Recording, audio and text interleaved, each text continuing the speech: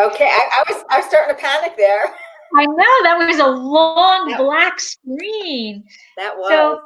So, hey everybody, welcome to Winephabet Street. I am so happy to see Debbie in kind of in person. I know. I'm happy to be here. I'm happy to be with you and talking wine, and I have an empty glass. I know, I have an empty glass too. I think it's time that we fill it. Yeah. I think so. Very important to fill it, and then we'll get into it. Yeah. H is for Hunter Valley, Australia. So I'll start Elmo, and then we'll pour. Okay, sounds good. Well, he's not Elmo anymore, but you know what I mean. Okay, sounds good.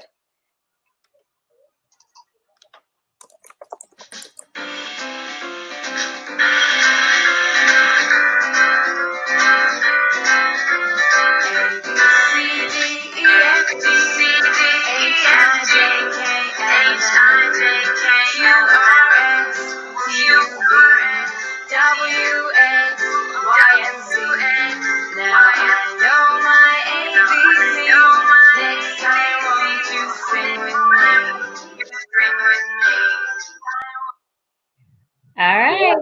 So happy Winephabet Street. Yeah. And as Debbie said before, we are the letter H and we are drinking Hunter Valley. And I have Tempus 2 Sauvignon Blanc. I have Hope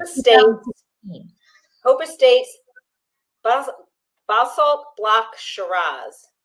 Ooh, Shiraz. So you went with one of Hunter Valley's popular varietals. I did, what they're known for. I decided to go for a gamble and go for something that is not quite as popular there, Sauvignon Blanc, but I figured I'd give it a try. Yeah, so, what do you have to lose? Actually, I have a friend, Anne, my Irish friend, and she only drinks Sauvignon Blanc, and there is a brand from Hunter Valley that she can own, that she really likes, that she found when she was actually in Australia, and she can only get it from some liquor store in New Jersey, and she has it shipped to me, and when I go to New York, I bring it to her. That's awesome. That's awesome. So cheers, my friend. Slancha. Ooh.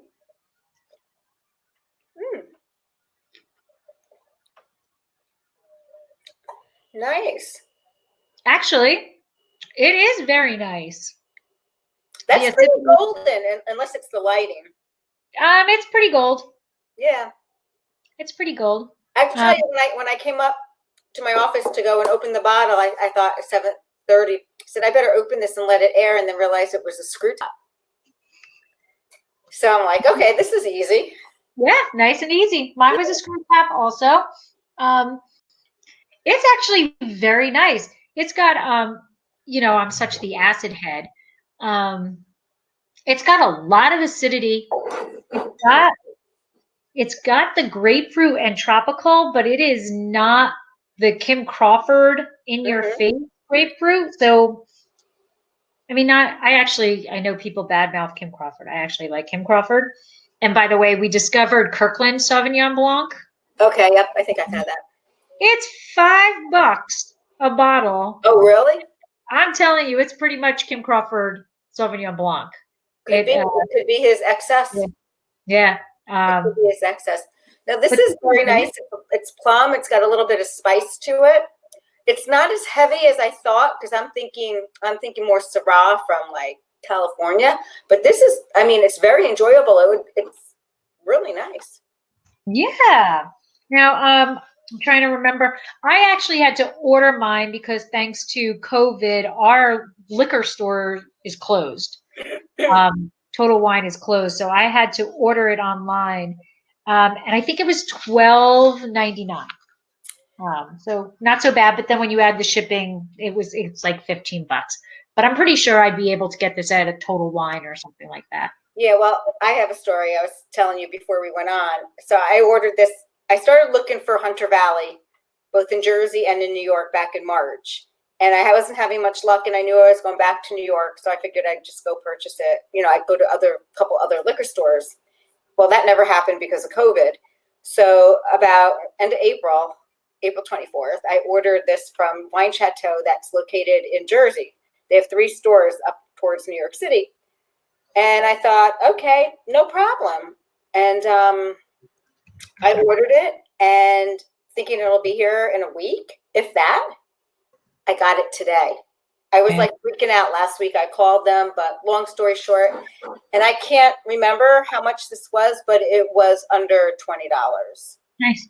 And Karen, oh my gosh, your Malbec from the Hunter Valley was $6.99.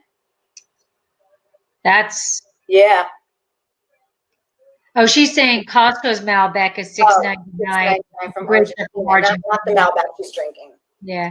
We've been exploring all of the Kirkland all of the Kirkland wines to see which are good ones and which are not so much. So far of the Kirkland, we like the Sauvignon Blanc. The Merlot was okay, but that was $4.99. So literally, how can you not drink it? If it's good enough that you're not going to throw it down the sink for $4.99. And then we did a Ravenswood Zinfandel, the old vine Zin from Ravenswood. Their bulk wine was $5. So we've gotten it. We're drinking way more now that we're in quarantine, and we can't afford to keep opening the really good wines. Our Saturdays and Sundays are including 2 bottles now, and it's like a bottle a night. We've been up to 2 bottles almost every night. Like you have the one bottle that you drink at 5, you open at 5 o'clock, and then it's time to eat dinner at 7, and you're done with that 5 o'clock wine. Yeah. So the past couple nights has only been one bottle. So we tend to do one bottle on weekdays, but 2 on weekends. And I taught my husband how to play cribbage. So he's becoming the master of the game. He doesn't win very much, but love the game. So maybe we should start and introduce ourselves. We're like 10 minutes in and we haven't introduced ourselves yet. I know. Yet. Here we just started talking. It's so great just to be in each other's company. I'm Debbie Giaquindo. I'm the Hudson Valley Wine Goddess. I'm a wine blogger, a wine writer. I'm a certified specialist of wine, a wine location specialist in Port and Champagne. I own a restaurant in Stone Harbor, New Jersey called Kitchen 330. And I'm the author of a book called Tapping the Hudson Valley. All that wine I'm drinking. Tapping the Hudson Valley, and that's available on Amazon. Okay. And I am Lori Budd. My husband Michael and I own Dracena Wines, an artisanal winery in Paso Robles, specializing in Cabernet Franc. I can announce it, we finally have a bottling date for our rosé that has been held by this COVID. So we are bottling on Wednesday, and we are shipping those babies out to everybody very quickly with a note of please let rest for a while. We are in bottle shock and transportation shock. But so we are excited that we are finally bottling our rosé. We are contracted this year for a Chenin Blanc. I also write under the name Exploring the Wine Glass, along with the podcast Exploring the Wine Glass. And I am a WSET Level 2 with distinction graduate of the UC Davis winemaking program, and now Somm Service certified. So as I have been quarantined, I decided to do a little bit more. So I took a Somm class. So now I am Somm Service certified. Woo! Yes. Right. So shall we get into the Hunter Valley? We shall. Shall you start? Yes. Well, I have history. It should be there, right? Yes, it is. I just had to find the correct. Ooh, they look like they're in order even. All right, so here we go. The Hunter Valley history. Oh my gosh, it's my best friend calling me. Sorry about that. I didn't think to turn my phone off. I don't get any calls. All right, so the history of the Hunter Valley. So the Hunter Valley is located in the state of New South Wales. It has been inhabited by the people of the hills and plains. That is what they go by in long term, but they are known as the Wanarua. There are actually two sets of separate, distinct tribes of the Wanarua. The Warimi live in the northeastern shores, while the Awapkal live in the southeastern shores. And they do not call the Hunter Valley. They call it the Kokwon. There are a bunch of Wananora's tribal stories, and they are so sad. I was like looking them up, and they were absolutely so sad. And I'm hoping this works. I'm hoping. And I don't think it's going to work. Oh, it's not going to work. So I had a video of one of the stories, and it's a cartoon story. And what it is it's this woman and this man who is in love, and he gets called off to war.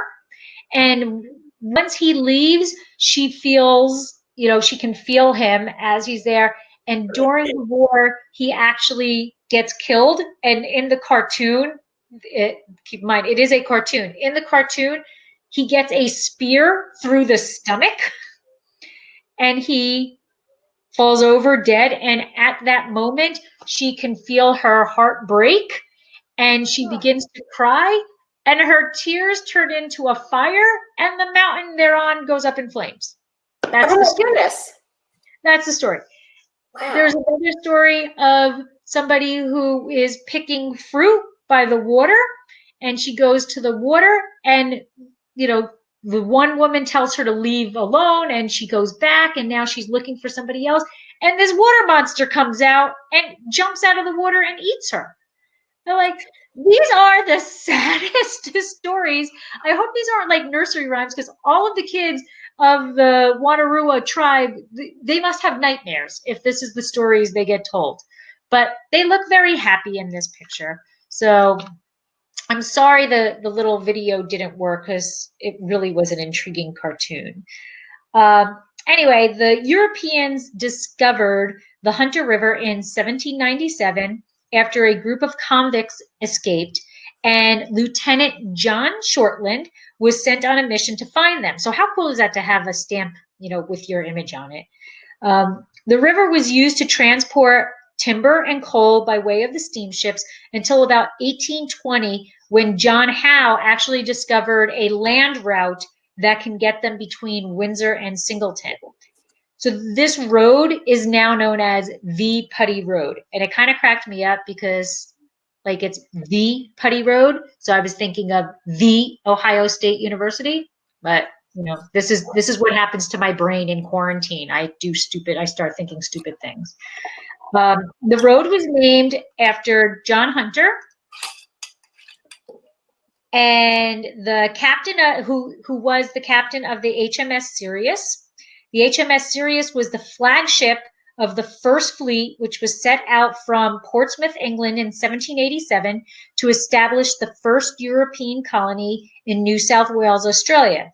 And in 1790, the ship was wrecked on a reef just southeast of Kingston Pier in Slaughter Bay. And so this is where the name of that road came from. Now, because of this region had such valuable resources, remember the timber and the coal, once that development of the road came about, the settlers came in like droves. So the settlements became very intensified, and there were two main areas of this region that were developed, the Cessnock and the Wallumbie. And the Wallumbie really became the center of trade for the area. So that's where all of the commercial and administrative buildings were built at the time. And the area remained active until the decline of the area in about 1870. But these buildings were all built by convicts, and several of them still actually stand, and some are used for other meanings now. One of the main ones is the Mula Villa, and this is a two-story Georgian house that was, like I said, convict built. And it took them 1 year to build this house. So like they do better back then than they do now. When we built our house, it took like over almost 2 years to build our house. So in 1840 to 41 for David Dunlop, who was the first magistrate of the police district of that district. And that original house is still standing, and it was made out of solid sandstone. The next one, which I have a picture of, this is the Willamby Courthouse.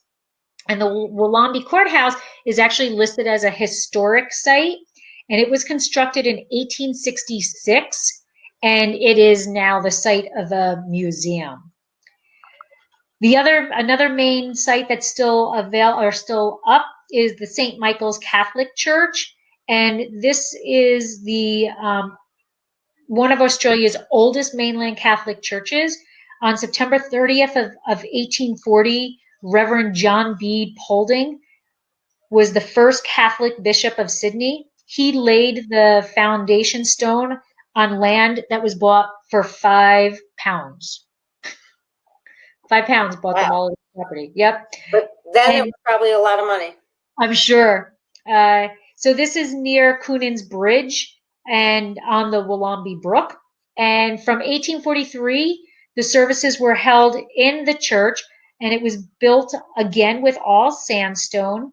And following the Great Flood of 1893, the church was dismantled, but they dismantled it stone by stone, and then they rebuilt it on what's now its present site, which is between the old post office and the forge.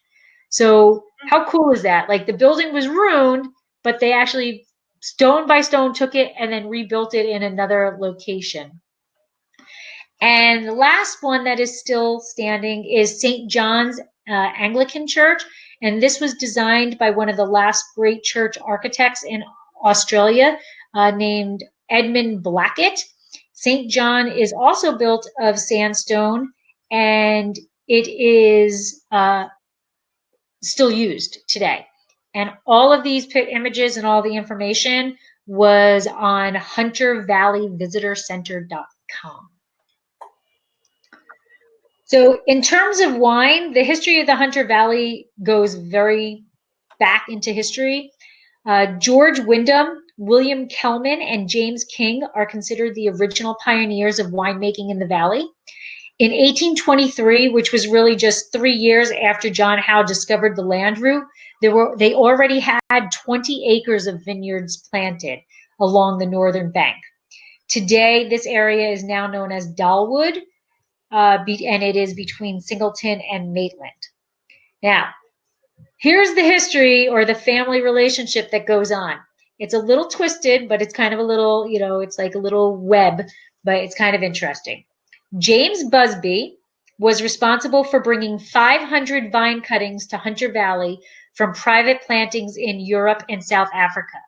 So this is a partial list of his notebook of what he had. He came to the area with his sister Catherine, who ended up marrying William Kellman, who was on a trip with them. Catherine and William took the first official land grant at Kirkton and began planting. By 1840, there were over 500 acres of vineyards planted. So it bloomed, it blossomed very quickly. The vines flourished, and so did the Hunter Valley. So more families decided to come into the area and planted more vineyards. And Dr. Henry Lindman, the Drayton, Tyrrell, and Wilkinson families all began their winemaking back in the 19th century. And if you're into Australia wine, those names are the prominent names of Australian wines. So they started way back, and they are still prominent. Following World War I, many returning Australian veterans were given land grants in the Hunter Valley, which led to more vines or more acreage under vine. During the Depression, the vineyard saw a serious decline, but due to the change in the market to more fortified wines, so there was the Depression, and then during this time, I guess people started being more into fortified wines. So the combination of that really diminished the ability of these winemakers to make the wines that they were famous for or popular for. By the 60s, the market changed once again, and they no longer wanted the port wines. They wanted dry wines, and that's how they started to flourish again. So during this time, Leo Burrig was a Sydney businessman, and he began marketing the first commercially successful Hunter Valley Semillon under the label of Rheingold. In the early 70s, Murray Tyrrell released Australia's first commercial bottling of Chardonnay, which has been deemed the wine that started the Australian Chardonnay craze.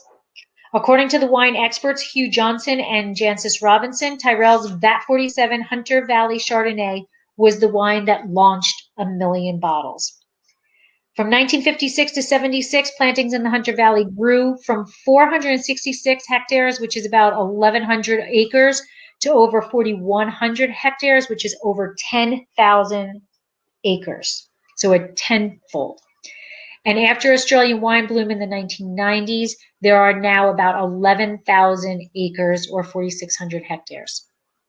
Today in the Hunter Valley, there are approximately 120 wineries, and most of them fall under what is considered a boutique winery status. Semillon is the widely considered the iconic wine of the region, but it is not the most planted. In terms of plantings, the most widely planted grape varieties in descending order: Chardonnay, then Semillon, and Verdelho, which I didn't even know there was Verdelho from there, so I'm pretty excited about that. And then for the reds, it's Shiraz, Cabernet Sauvignon, and then Merlot.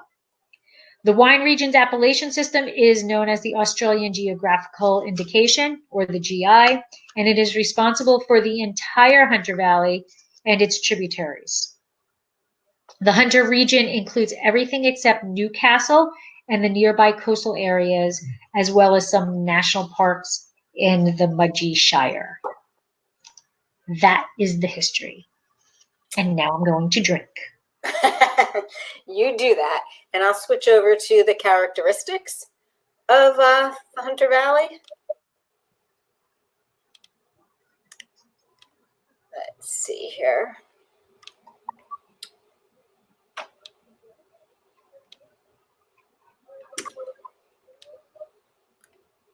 Get to the next slide. So the Hunter Valley is separated into two different regions somewhat. You have the upper and then lower Hunter.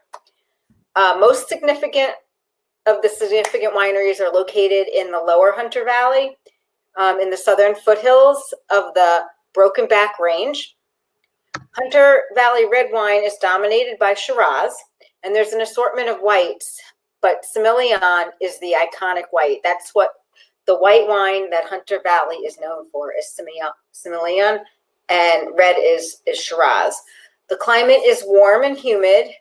Rain, humidity, cloud cover, and gentle sea breezes migrate the warmth. It's one of the hottest and wettest regions in Australia, and the region is also, believe it or not, it's affected by the maritime influences. So here we have some dirt. The soil, it's quite varied. Certain wines grow in better in certain soils. The Shiraz does best what's called friable red duplex. And red duplex soils are quite simple soils, which have two distinct layers, a topsoil or subsoil and a subsoil. And the topsoil has a lighter texture than the subsoil, which is usually clay. And the layers also differ in color. With the topsoil is usually darker than the red to brown colored subsoil. The topsoil, the reason why it's darker is due to the high organic matter content that's in it. In some cases, there is a bleached zone in the topsoil, which is called A2-horizon. And then there's also loam soils. The Semillon does best on the flats of the Hunter Valley, which are ancient river beds, and they have pale and sandy alluvial soils. So it's all about the soils, and it's all about where the actual grapes grow.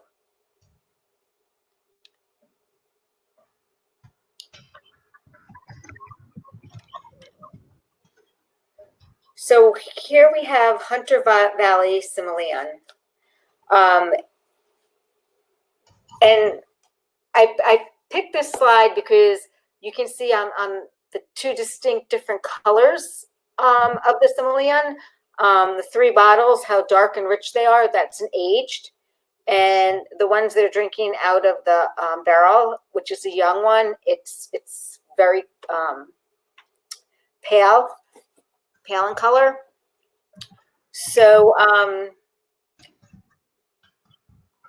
surprisingly, the Semillon grows well in the humidity.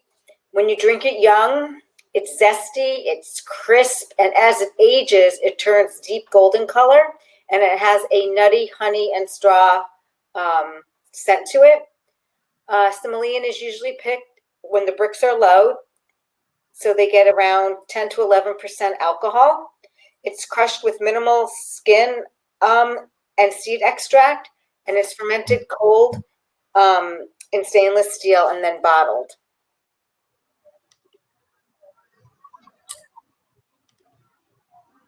So young Semillon has a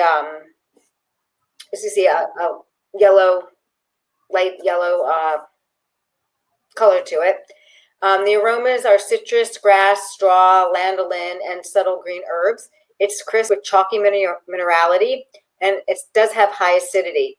As it ages, even just as young as 5 years, it can turn, and it's a little bit honeyed, and it has some toasty grilled nut characteristics in the wine. And, you know, you would think that it would have spent so much time in oak, but it didn't. It's just how the wine itself ages. So there are 4 distinct styles of Semillon. In Australia, there's the unoaked single variety, the oak single variety, then there's a blended, and then there's a dessert wine. And there's also other wines like other grapes that are grown in the region as well, as Lori said, Chardonnay and Verdelho. And then we'll talk about Shiraz. So Shiraz is planted over 140 years ago, and it's the red wine of the region. It's a very fresh, vibrant, medium weight, and shows spice, which actually mine does. It's between 12 and 14% alcohol. Mine's 13. It's elegant in youth and ages beautifully between 10 and 30 years. At first, you'll have a hearty flavor. It's rich in color. It can be gamey.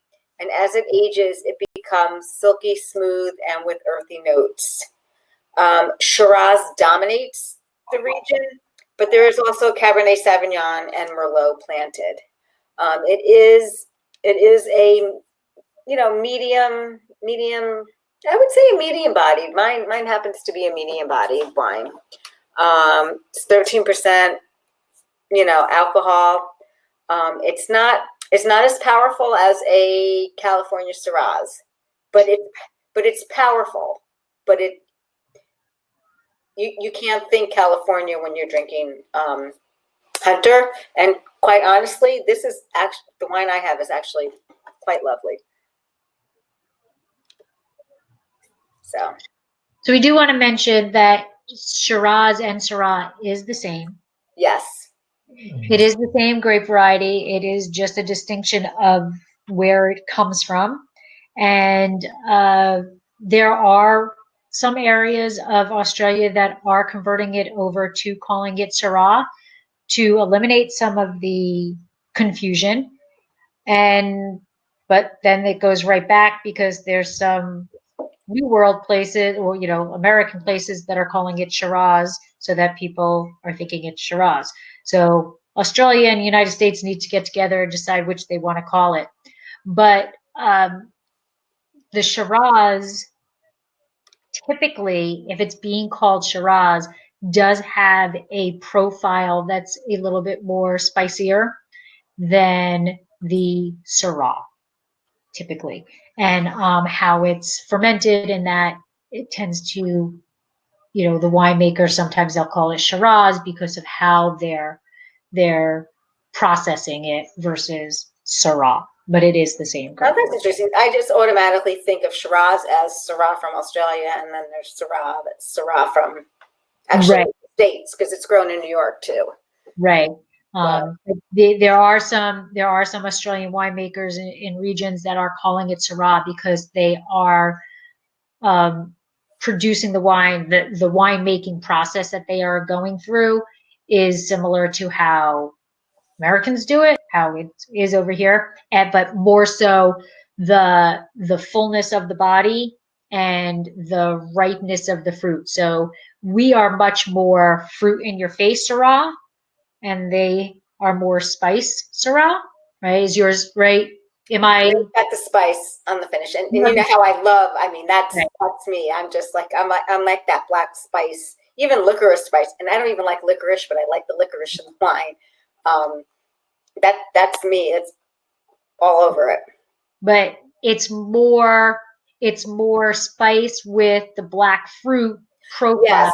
Where it's not juice. It's not a juice bomb. Right. Where it's juicy. California Syrah tends to be fruit forward with the spice in the background. So those winemakers that are producing it in those warmer regions that are getting that type of wine have started calling it Syrah. But, and I know in New York they call it Syrah. Yeah, that's a little WST knowledge there. All right. So it is officially drink time now. So I report. As we did, okay. So mine is obviously, it is light, but it is golden. It is on the nose. There is grapefruit. There's actually some honey, like an almondy. I'm making up my own words. Like a nut, an almond flavor, aroma. But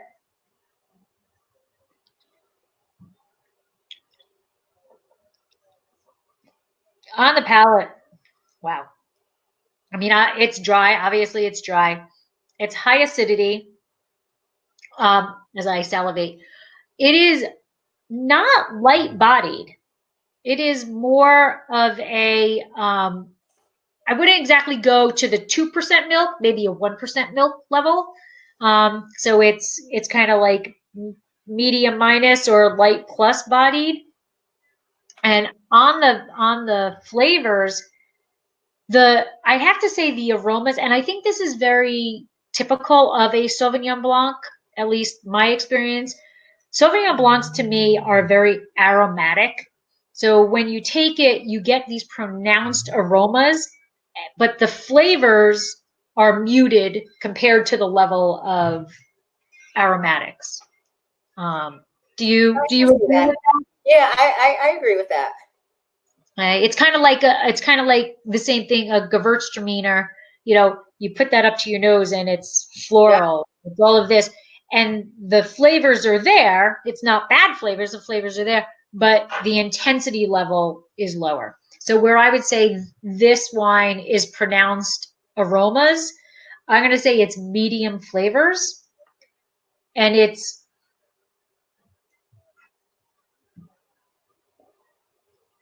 got the grapefruit, but again, like I said earlier, not in your face grapefruit.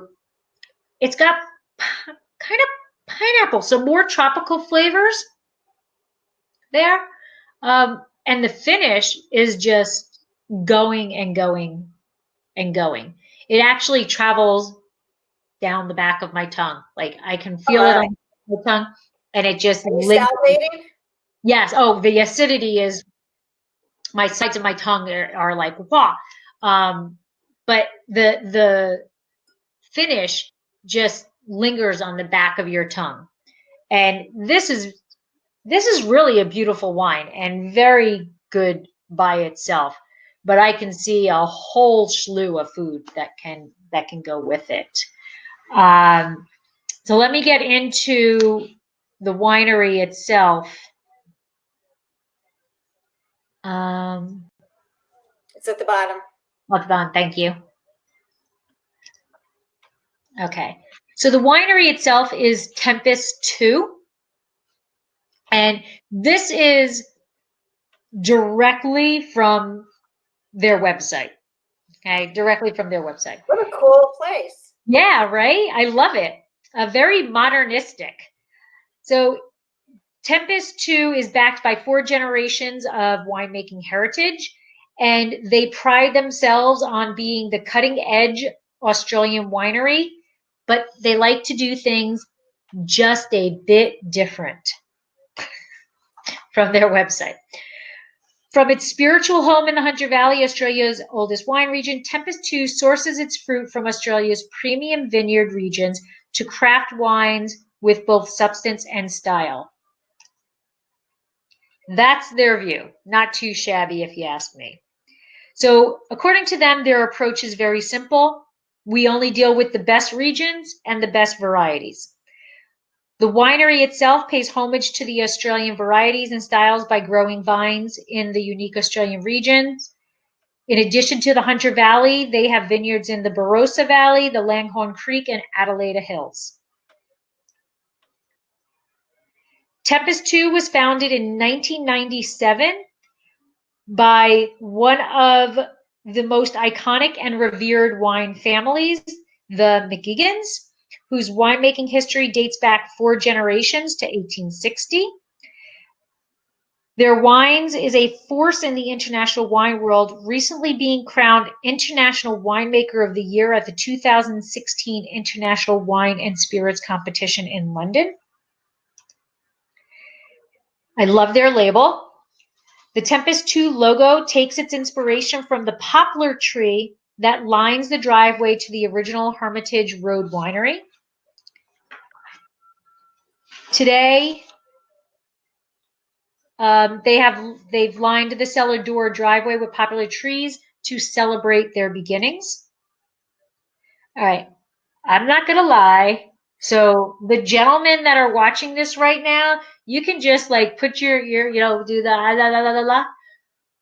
That is one mighty fine looking man right there. That is a nice looking winemaker. That is a very nice winemaker. I was like, I am going to find a way to get that picture into this slideshow because that is mighty fine looking man right there. So that is Andrew Duff, and he began his venture in the wine industry with Reynolds Yarraman Winery, and he started at just 15 years old. Wow. So from then, yeah, right. So from then on, he just absorbed. Following his dream. Yeah, he just absorbed everything that, like, as a 15-year-old can, all of that stuff coming in. He went to New Zealand in 1997. He completed college and went on to study wine science at the Eastern Institute in Hawke's Bay. During his study, he worked vintages every year, moving around New Zealand and Australia. Every vintage, he was at a different winery to gain the knowledge.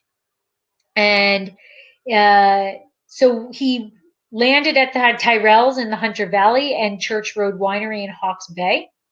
In 2008, he moved back to Australia, and he got a job as the assistant winemaker here at Tempus 2 because he really admired the family. And since then,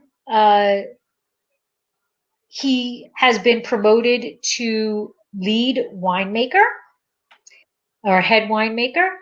And I'm just going to say I did do a little, looking around, and there's nothing that says that man is married. So,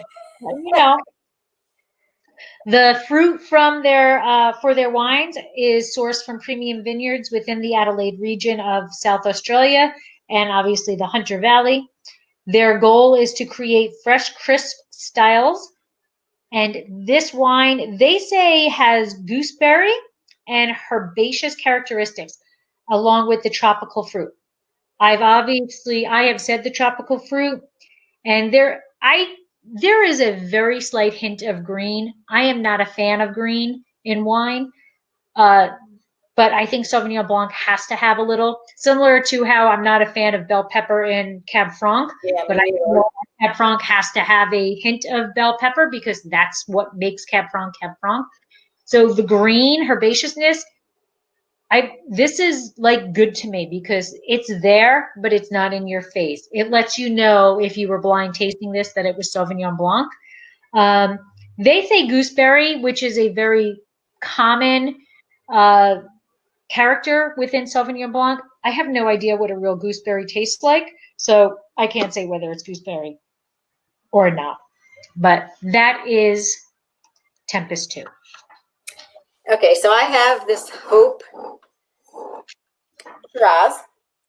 It's a 2017 Basalt Block Shiraz from the Hunter Valley. And I have to say, when I went to the website to do my research, there really wasn't much on Hope Estate. It's as far as the research goes. So I actually emailed them, and I got a nice email back. Very nice and very rare. Yeah, exactly. Right. I was shocked because I wasn't quite sure what. Oh shoot! I just opened up something I shouldn't have. But I was glad, and they were going to try and maybe tune in. So I probably shouldn't have started the slide presentation yet. I probably should talk about the wine. So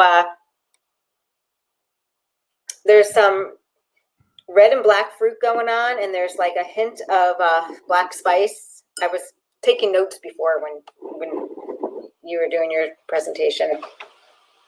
And plum, cherry, red fruit, some black fruit, and then in the very back end, there's like that hint of black pepper spice and maybe some vanilla that kind of I don't want to say burns your nose, but you know how it gets up there.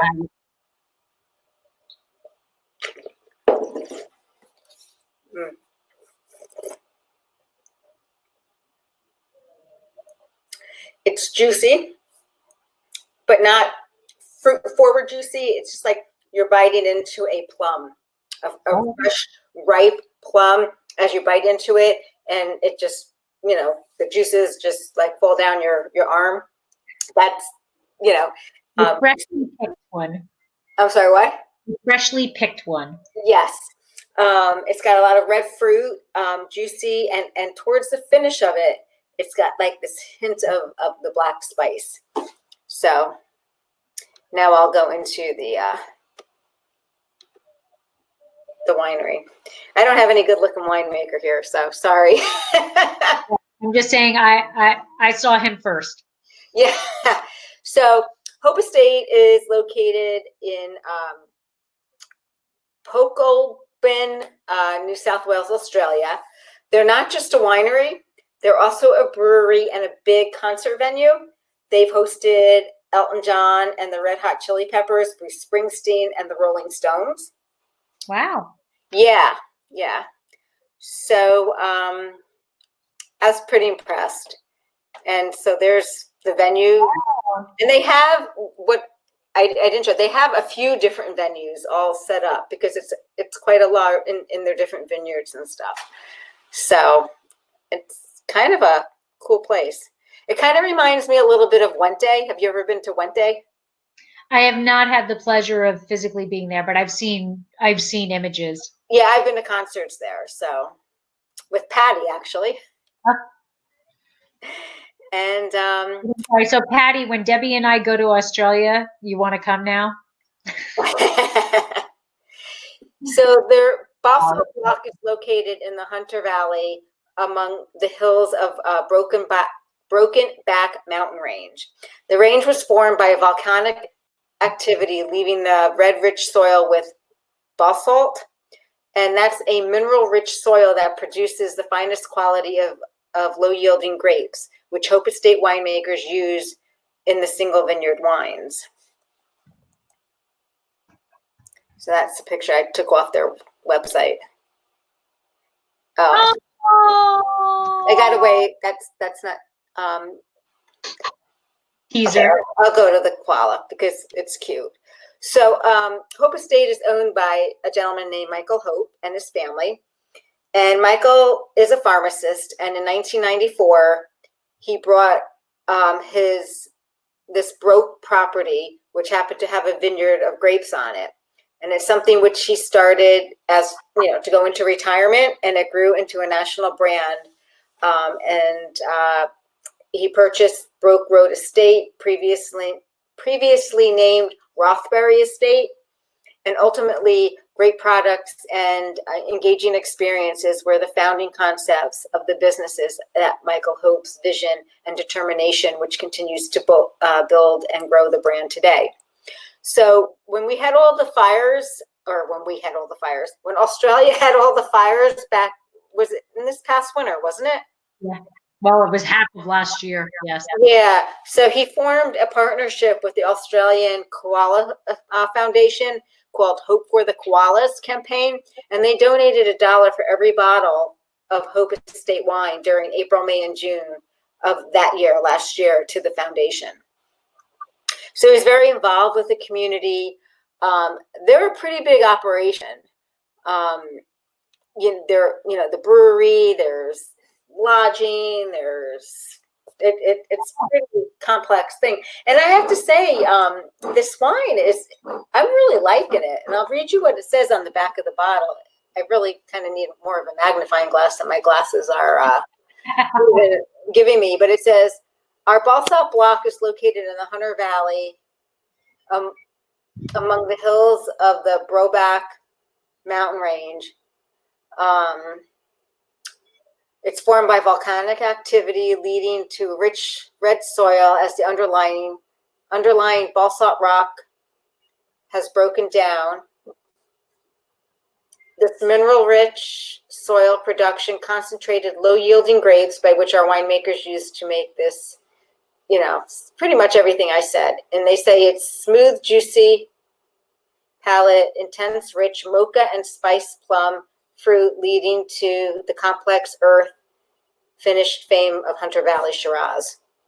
So, I mean, I like it. It's not really heavy.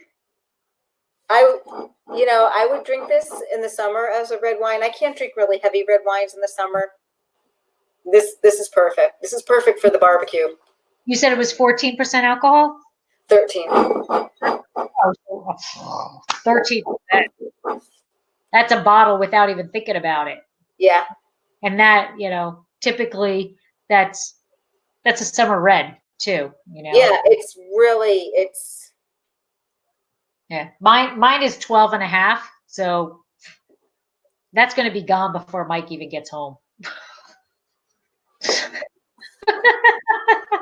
This is very easy drinking. It's just delightful. I'm really enjoying it. And the spice, the juicy plum really shows on it. Like the little bit of pepper that's on it. It's just, I'd have it with my barbecue over the weekend. This is getting more and more tropical as it warms up a bit, because it was in the refrigerator and I took it out at 4:30. So I had a half an hour, but now it's sitting, in the glass warming up, and it's becoming more tropical. There's like kiwi, there's nice. And there's more the honeysuckle, not like, there you go. Not deep honey. Mm-hmm. Honeysuckle is there. Like I could like just keep sniffing, it's a nice wine. It's a nice wine. And I will look to see if it's available at the stores once we, come out of all of this. I see a lot of Hope. When I was looking for Hunter Valley, there was Hope Estate and there was another brand, and I can't remember. And I just kind of like the label on Hope Estate. Yeah. It's kind of maybe because right now we all want hope too. So I was kind of drawn to it. It's kind of interesting because it's a little similar to the Hope wines here in Paso. Oh, it really? Yeah. And it is turning my teeth purple. Ah, it is? It Yeah, is. see, that's a sign of a good Shiraz there, right Yeah. there. All right. So we are up to food pairings. Now, I went a different route for this. So typically when we are doing Winephabet Street, we have a grape variety. And the food pairings are for that grape. But the fact that this is a region, I I had two options. I could go for my Sauvignon Blanc and pair all of, gives multiple things, but I thought it would be more beneficial to learn about the region if I did a food pairing for each of its popular varietals. So that is what I did. So instead of having all of the same pairings for a specific varietal, I went to different varietals and gave a suggestion for each of their most famous varietals. So first up, their number one varietal, and I went in growing, or popularity, I guess, Semillon. So Semillon is an amazing grape, in my opinion, because it can handle that oh so difficult dang asparagus. And I love asparagus. So it's really tough to pair to have a wine with asparagus. It just like kills anything and everything around it. But Semillon can handle it. And so this is a pasta primavera with asparagus and peas. And that right there is heaven to me. Like asparagus, peas, pasta, that's heaven to me. So next up that they're popular for is their Chardonnay. So again, I don't know if I leaned towards more at the beginning. I leaned towards more vegetarian dishes, and then you'll see halfway through, I was like, "Uh-oh, I gotta give those meat eaters something to pair this with." But so Chardonnay is risotto and seasonal vegetables, and again, you can see that there's asparagus in there. So risotto, asparagus, red bell pepper. That just it's I can feel it. Now, Verdejo, which I didn't even know they grew there, um, this is an Asian chili garlic with prawns. So the Verdejo, if you don't know about Verdejo, it can handle those spicy dishes. So this is a fantastic choice in a varietal for you if you like the spicy dishes, but you might not like the Rieslings that have that petrol so much. So Verdejo. On to the reds. Well, so now we're bringing in the meats. So there's Shiraz. This is barbecued Texas beef brisket. For Cabernet Sauvignon, just a nice basic meatloaf. Okay. So their Cabernet Sauvignons, I get the impression that they might be a little less tannic than as big as those Napa cabs we have. So you've got, as Debbie was talking about, you can't think of Australian Shiraz and California Syrah. You have to have a different mindset. I think you have to have that same different mindset with with Cabernet Sauvignon from the Hunter Valley. Merlot, this is lamb burgers. Now, this is, I think, Merlot and lamb, not that I would ever eat lamb, but Merlot and lamb tend to go hand in hand. And last, I did do a pairing for the Tempus 2 Sauvignon Blanc and grilled fish tacos, which is just a classic pairing for Sauvignon Blanc. So those are my food pairings. Very nice. I think this Shiraz might go good with the lamb. Yeah, because it's lighter, right? Yeah. Mm-hmm. Yeah. So that leaves me to do the facts. Some fast and fun facts.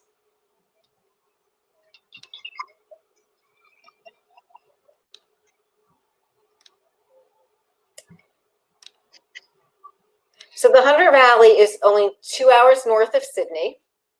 It's the oldest Australian wine region. It's home to about 150 wineries, gourmet restaurants, spa treatments, and concerts in the vineyards. It produces only 2% of Australia's total wine output, and it never had phylloxera. Right. And when I was doing my research, it reminded me a lot of Napa. Just of, here you have the balloons, and it's very food-centric focused, and the food and wine pairings, and you can stay in the vineyards, and just the way in which it looked, it just reminded me of Napa. There's Busby. Where's Busby? James Busby is known as the father of Australian and New Zealand viticulture. He is the founder of Hunter Valley, returning from Europe with 20,000 vine cuttings in 1832. James Busby was vital in helping establish Hunter Valley as a key wine region, and in turn, vital in establishing Australia as a grape-growing country. He is the father of Australian wine. So here we're going to talk about Keith Tulloch wines. He is the Hunter Valley's first certified carbon neutral and second in the country as organic and biodynamic. The winery and wines are certified under the Australian government's Climate Active program. This means that their business and their wine create zero net emissions from grapes to glass. And they've achieved this through a range of sustainability initiatives, which include they constructed a 65 kilowatt solar array, providing a vast majority of their power. They changed their waste mix to maximize paper, cardboard, aluminum, and plastic recycling. They eliminated use of plastics, and they changed to biodegradable and recyclable alternatives. They changed all lighting to LED. They installed efficient CO2 lines for wine storage, minimizing the CO2 waste. They purchased an electric forklift to be charged with solar power. They have a new winery and irrigation process and fittings that make water use more efficient. They use only organic fertilizer in the vineyard, recycling chicken manure and avoiding chemical fertilizers. They grow winter cover crops. They track and report sustainability metrics to the Australian Wine Research Institute, Entwine. And that's a picture of their vineyard. Beautiful. Yep. So Hunter Valley also has a distillery. Or I'm sorry, I'm one ahead of myself. Matilda Bay Brew House. This brew house produces their alcoholic ginger beer made using a 300-year-old recipe. And it's in the Matilda Bay Brew House.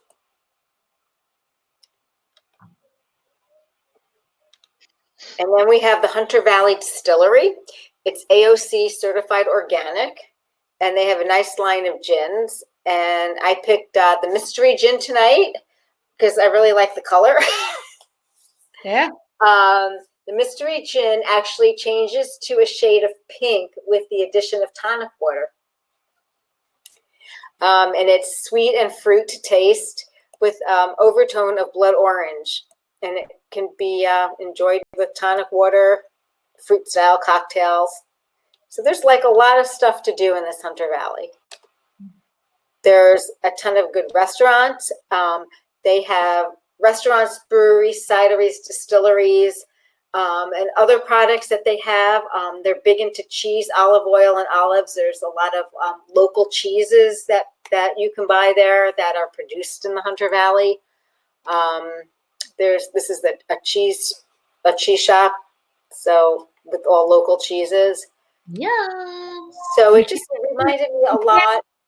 We cannot go through a Winephabet street without at least one picture of cheese. Cheese, that's right.